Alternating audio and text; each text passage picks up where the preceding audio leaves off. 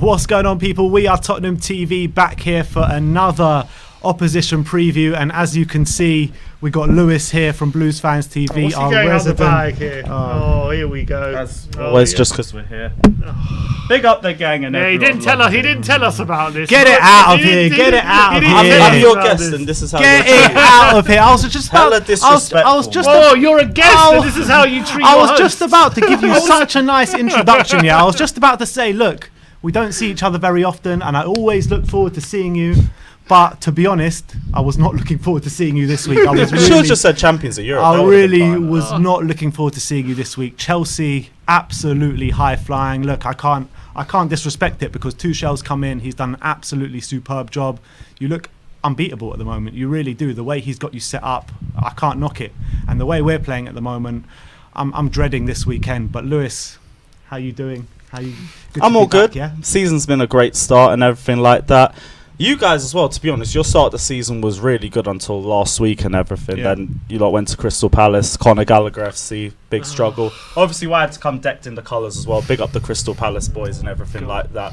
But yeah, even when we played Palace, Chelsea win. Even when we played Palace, Chelsea win. Yeah, come on, man. We've got like a lone player all over the league at this point. But it has been an amazing start to the season. Romelu Lukaku has been firing on all cylinders. Literally been exactly what we needed. The defence has been as solid as it always has been. And yeah, the confidence I've seen Chelsea fans riding on this season, it's been a feeling that we haven't had for years. And it's like we have belief in the squad, but like there's also a newfound sense of confidence in the players that we have. And we finally sorted out the biggest problem that we've had over the last 4 years. We've got a striker, we've got someone who can finish chances and finish every clear-cut chance that he gets as well. So I think that's going to be the difference maker for us, not just in the game, but throughout the season too. Yeah, I completely agree. Yeah, Lukaku, he's just added a new dimension, hasn't he, to your attack. Before, last season, you were like getting chances and things, but you didn't seem ruthless in front of goal. You'd only win like 1-0 and stuff. But now it seems like you just got that striker, that physical striker who's just going to be gobbling up, scoring 20, 25, 30 goals this season, isn't he?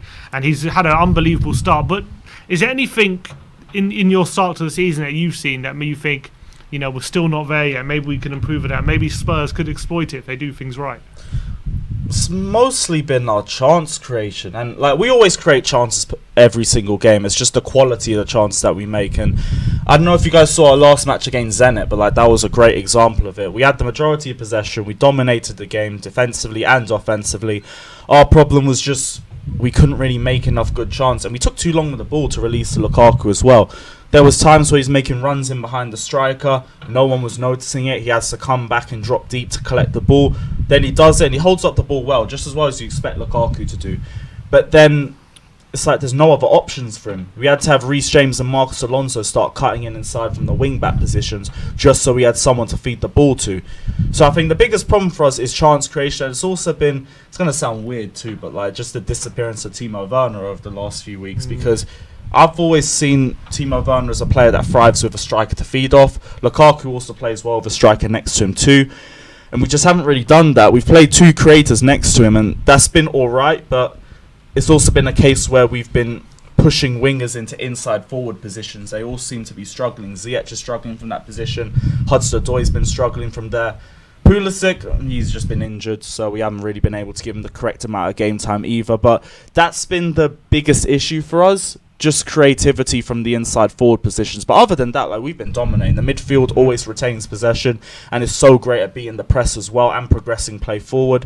The defence is just impenetrable as it always is. The wing backs offer us space and width as well.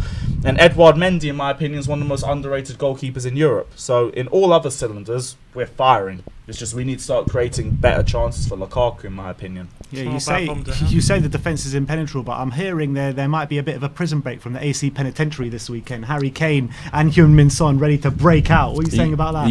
You did not say that with a straight face. I said it with a complete straight face. You see that straight face? I rate your poker face in that, but no chance, no chance. Harry Kane's getting locked up. Heung-min Son's getting locked up. Is he going to start? Bergwijn getting locked up.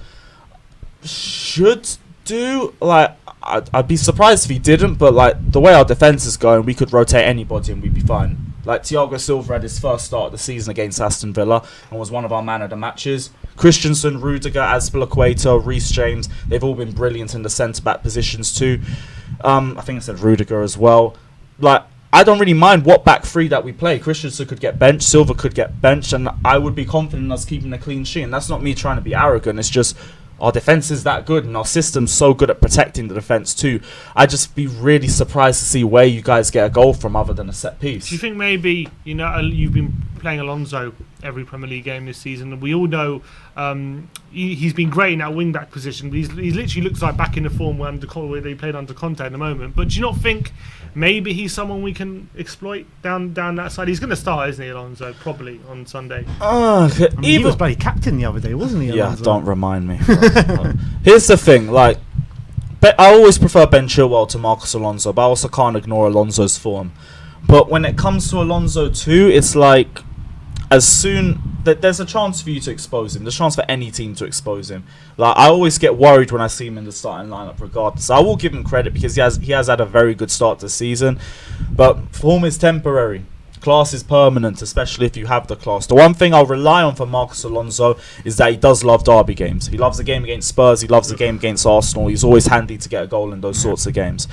It's just the sort of player he is and the situations that he's in too.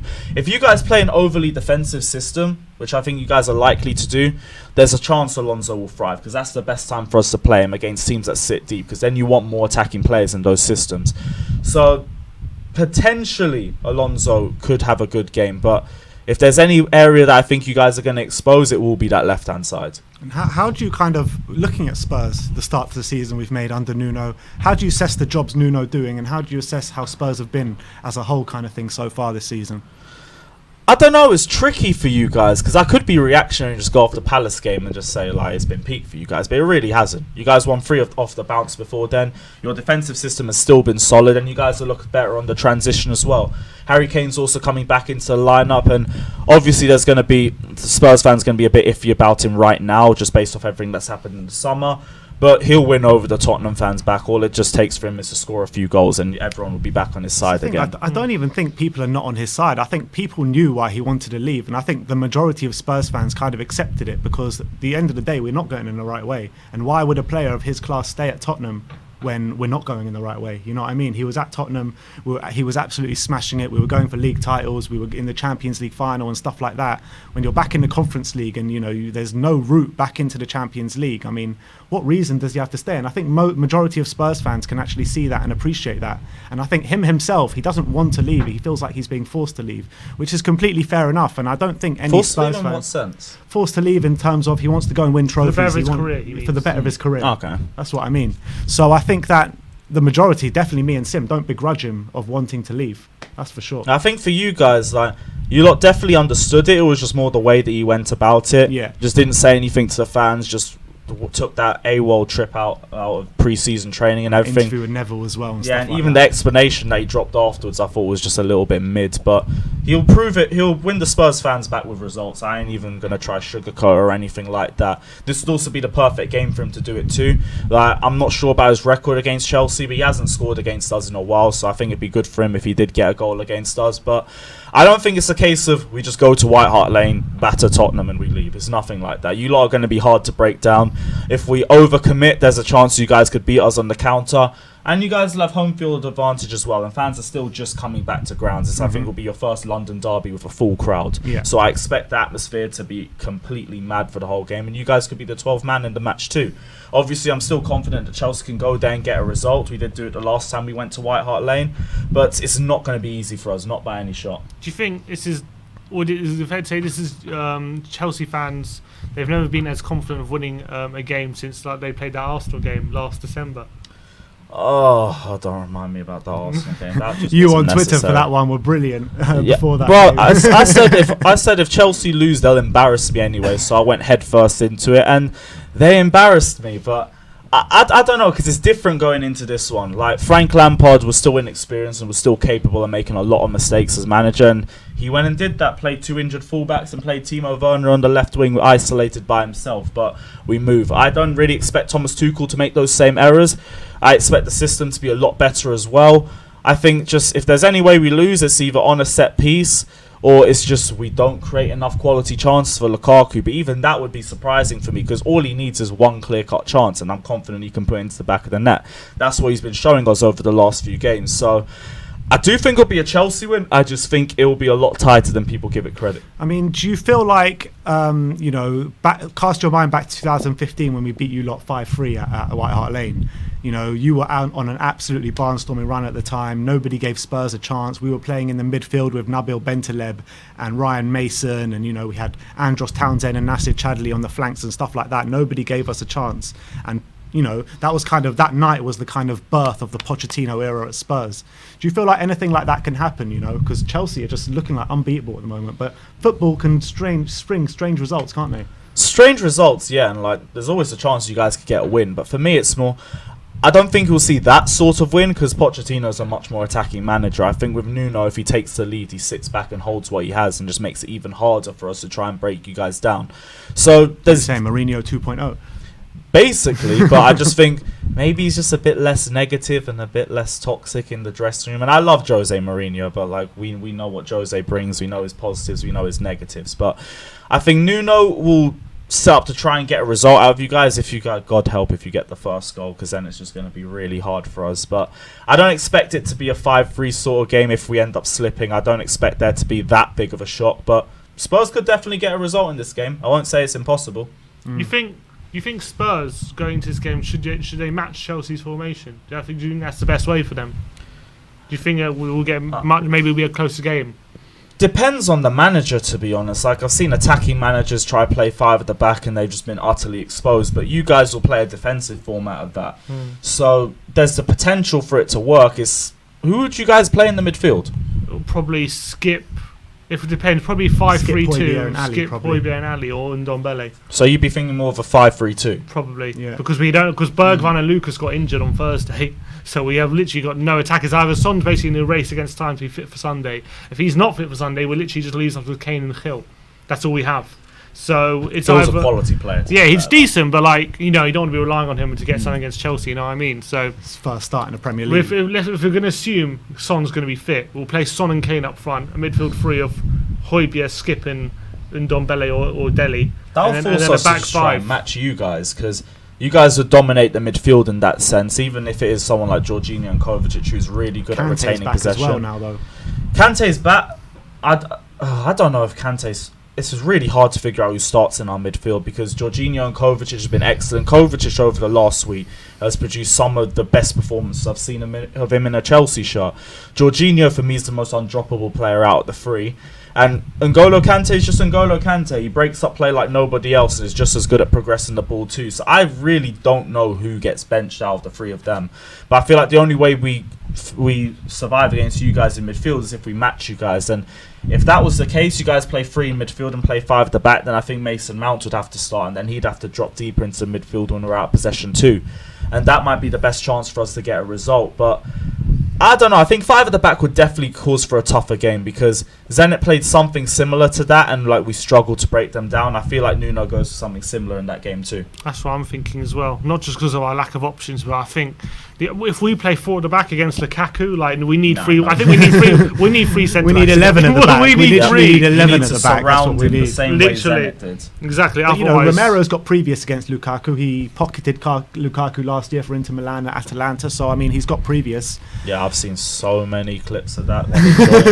Yeah, literally, just like clip on repeat of Romero running back, challenge. Everyone going mad about that one challenge. But Lightning won't strike twice, but we move. It's a difficult one because these 3 players, Romero, Sanchez, and Lo Celso, have all been quarantining for 10 days. Yeah, they've been able to work on their fitness, but nobody knows how match fit they are, and they're going to have to play. There's no other players. We have to play them.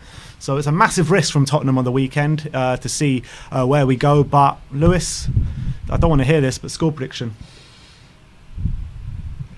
Let me be positive and say 2-0 Chelsea. 2-0 Chelsea. Because for me, it would be a 1 or 2-0 game. I don't think we'll concede in this one, but I don't think we wipe Spurs away. I just think however many clear-cut chances Lukaku gets, that's the way I view it. But we need to make those chances for him. You think Chelsea are favourite for the title?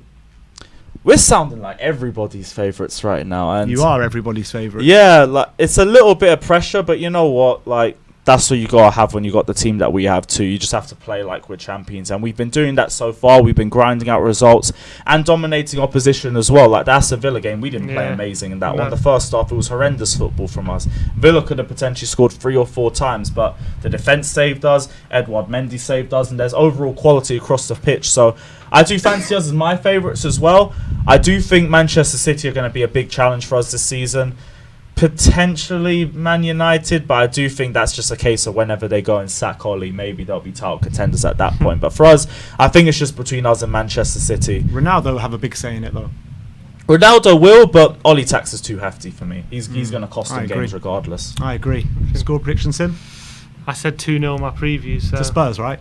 No, unfortunately, I wish I could win my chest. You said 2-0 Spurs. You were running that wine got to me before.